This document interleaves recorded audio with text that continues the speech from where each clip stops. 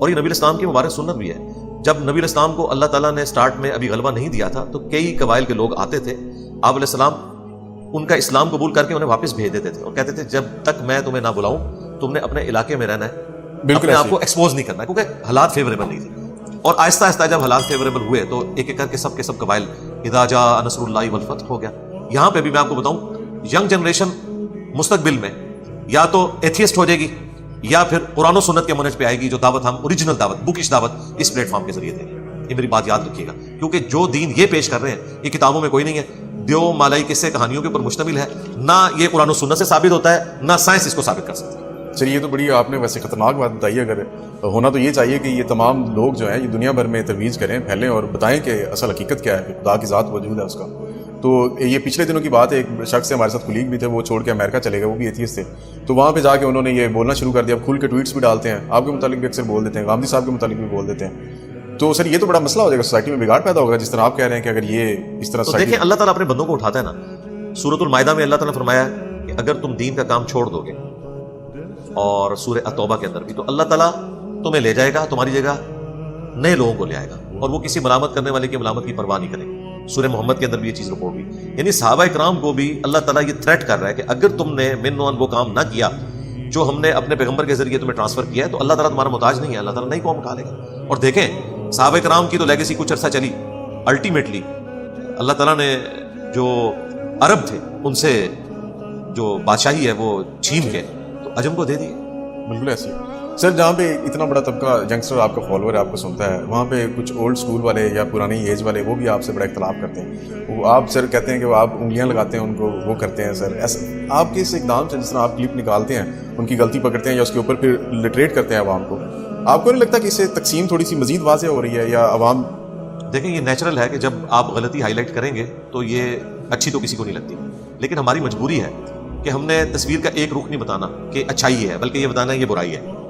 اگر یہ برائی بتانے کے بعد ہم یہ کہیں نا کہ ان سے نفرت کرو, ان کے پیچھے نماز نہ پڑھو, اپنی مسجد الگ کر لو, چندہ بک الگ کر لو, تو یقیناً پھر ہم سے بڑا فسادی کوئی نہیں ہوگا. لیکن ہم بالکل الٹ چل رہے ہیں. یعنی وہ گندگی جو ان کے اندر پائی جاتی تھی کہ یہ چھوٹی چھوٹی بنیادوں کے اوپر الگ ہو گیا. آپ سب کانٹیننٹ میں دیکھ لیں, ایک فقہ حنفی کے ماننے والے دو فرقے ہیں, بریلوی اور دیوبندی, اور ایک دوسرے کے پیچھے نماز پڑھنے کے قائل نہیں ہیں, لیکن ہم دونوں کے پیچھے نمازیں پڑھتے ہیں, چندے ان کو دیتے ہیں, مسجد کو الگ نہیں بنائی ہے. تو اللہ کا شکر ہے ہم نے تو ٹالرنس پیدا کی ہے کہ اختلاف رائے رکھتے ہوئے, سب کچھ ہوتے ہوئے, علمی اختلاف ہوتے ہوئے, آپ ایک دوسرے کو سپیس دے سکتے ہیں.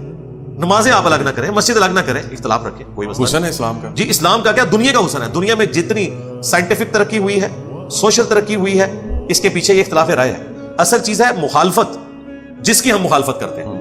مخالفت برائے مخالفت نہیں ہونی چاہیے, تنقید برائے اصلاح ہونی چاہیے, اور اس کے بعد اختلاف رائے ہونا چاہیے, لاجک کے ساتھ. جی لاجک اور اختلاف رائے کریں کہ بھائی یہ ہماری رائے ہے, ہم اس چیز کو شرک سمجھتے ہیں, قرآن و سنت کی روشنی میں آپ اپنے آپ کو بچا لیں. اگر آپ نہیں بچنا چاہتے, آپ کا اور اللہ کا معاملہ ہے, ہم آپ کی آخرت کا کوئی فیصلہ نہیں کرتے.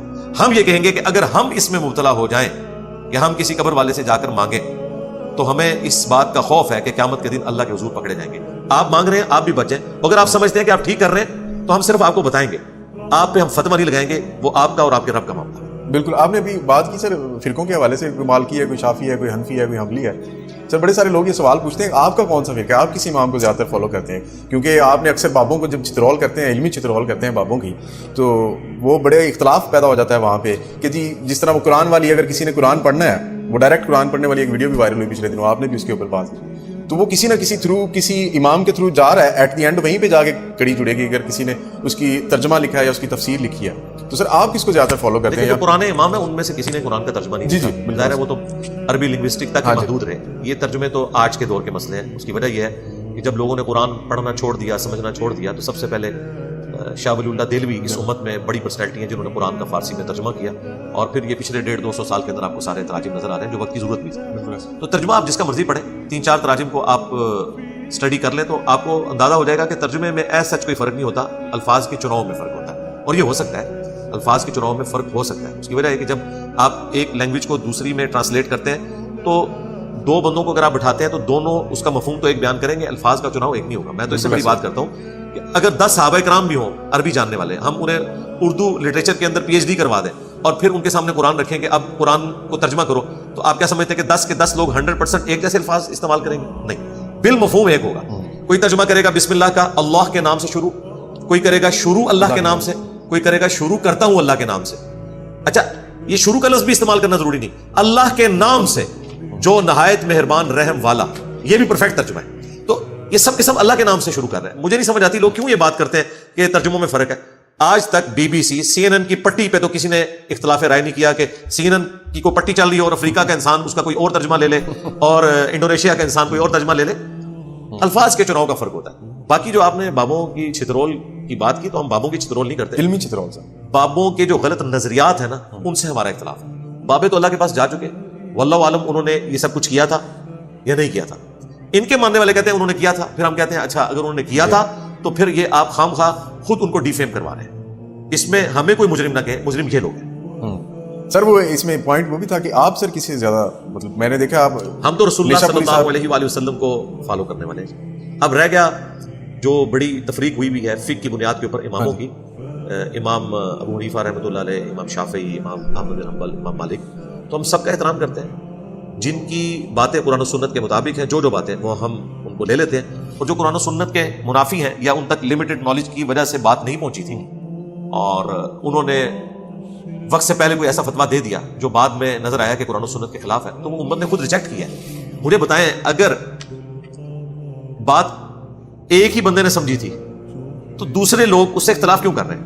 امام حنیفہ رحمۃ اللہ علیہ نے اگر دین سمجھ کے فائنل کر لیا تھا, لاجیکل بات, تو پھر امام شافعی وہ تو ان کے شاگرد امام محمد کے شاگرد ہیں, اور انہوں نے 80% مسائل میں امام حنیفہ کی غلطی ہائی لائٹ کی ہے کہ ان کو مسئلہ کیا ہوا. امام حنیفہ کے پاس اگر کوئی حدیث نہیں ہوتی تھی نا تو وہ تابعین کے اقوال کے اوپر لائے کرتے تھے یا اس پہ اجتہاد کر لیتے تھے.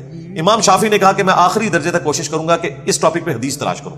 جب انہوں نے حدیثیں تلاش کی تو انہیں پتا چلا کہ 50% مسائل میں امام ابو حنیفہ اور امام مالک قرآن و سنت کی روشنی میں صحیح رائے کے اوپر نہیں ہے. پھر انہوں نے اختلاف کیا, اور یہ ساری بحثیں میں خود نہیں کر رہا, یہ شاہ ولی اللہ دہلوی نے حجت اللہ البالغہ کے اندر لکھی ہیں. تو ہم رسول اللہ کو فالو کرتے ہیں صلی اللہ علیہ وآلہ وسلم. اماموں نے بھی ہمیں یہی بتایا کہ ہماری کوئی بات قرآن و سنت کے خلاف ہو اسے چھوڑ دو.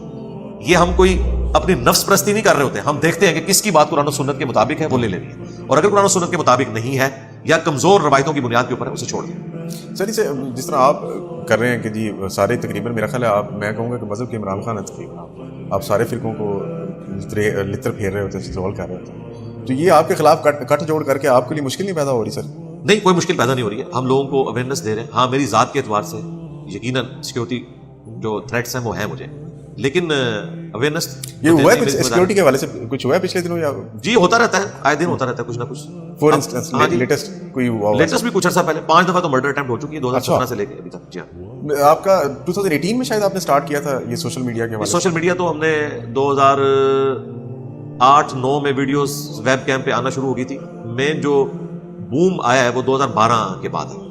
وہ جو عمران خان کی ریولیوشن اور وہ ٹائم سٹارٹ ہوا تھا تو اس میں شاید میرا خیال ہے آپ کے بھی ہم دیکھیں, ہم تو ہماری لیگیسی تو قرآن و سنت کے پوائنٹ آف ویو, ہاں جی, جو پالیٹکس کے پوائنٹ آف ویو سے جو معاملات ہیں وہ تو الگ ہیں. ہم تو پالیٹکس میں جن لوگوں کے آپ نام لے رہے ہیں جن کے بھی, ان سب لوگوں کی پالیٹکس سے اس حوالے سے اختلاف کرتے ہیں کہ انہوں نے پالیٹکس کو اس لیول تک پہنچا دیا کہ ذاتی دشمنی پہ اترے ہیں. ہم ذاتی دشمنی نہیں کرتے, ہم اختلاف رائے رکھتے ہیں, نمازیں ان کے پیچھے پڑھتے ہیں. ہم یہ نہیں کہتے کہ ہم ان کے ساتھ بیٹھیں گے بھی نہیں, ہم کافروں کے ساتھ بیٹھ جائیں گے, انڈینس کے ساتھ بیٹھ جائیں گے, اپنے پاکستانی لیڈرز کے ساتھ نہیں بیٹھیں گے, ہم یہ نہیں کہتے. ہم کہتے ہیں سارے ہمارے بھائی ہیں, ہم غلطی ہائی لائٹ کریں گے, اصلاح کی کوشش کریں گے. صحیح. اچھا سر, ویسے وہ آپ نے پچھلی دفعہ ایک پوڈ کاسٹ میں بتایا بھی تھا کہ شاید آپ کا سورس آف انکم اور یہ چیزیں, ویسے آپ کی یوٹیوب سے بھی پیسے آتے ہیں یا مونیٹائز؟ یوٹیوب سے بھی آتے ہیں. تو وہ کتنی کا اماؤنٹ ہوتی ہے ویسے؟ تو آپ نے کوئی 95,000 کے قریب اپنے سورس آف انکم تھرو بتایا تھا کتنی ہوتی ہے؟ ہاں, تو 95,000 تو میرا سورس آف انکم ہے, پلس میرے بھائی بھی کچھ سپورٹ کرتے ہیں, ہم جوائنٹ فیملی سسٹم میں رہتے ہیں, تو معاملات چل رہے ہیں اللہ کی فضل سے, کوئی ایسا مسئلہ نہیں. باقی جو ہمارے اکیڈمی کے اخراجات ہیں وہ ہمارے یوٹیوب کے چینل سے میٹ ہو جاتے ہیں. جس وقت ہماری اکیڈمی کا خرچہ مہینے کا 18,000 تھا, اس وقت یوٹیوب سے 18,000 روپے آتا تھا. آج ہمارا خرچہ لاکھوں میں ہے, تو اتنا اللہ تعالیٰ فلفل کر دیتے ہیں الحمدللہ.